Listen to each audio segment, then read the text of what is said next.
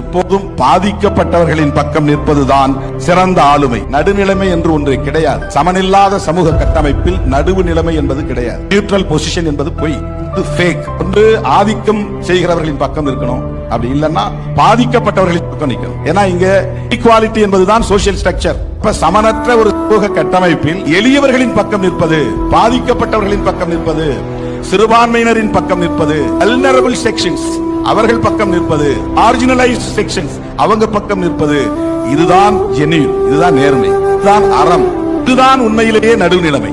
நான் ரெண்டு பக்கம் இருக்கிற ஆட்டுக்கும் ஓனாய்க்கும் யுத்தம் நடக்கிற போது நான் ஆட்டு பக்கமும் பேச மாட்டேன், ஆட்டுக்குட்டி பக்கமும் பேச மாட்டேன், ஓனாய் பக்கமும் பேச மாட்டேன், நான் நடுவில் நிற்பேன்னு சொன்னா நீ ஓனாய்க்கு துணை போவதாக அர்த்தம். ஆட்டுக்குட்டி பலவீனமானது, ஓனாய் அடித்து சாப்பிட்டு விடும், ஓனாய் வலிமையானது. ஆகவே இந்த இடத்தில் ஒருவன் நேர்மையானவன், அறம் உள்ளவன், ஆட்டுக்குட்டியை காப்பாற்றுவதற்காக பேச வேண்டும், அந்த பக்கத்தில் நிற்க வேண்டும்.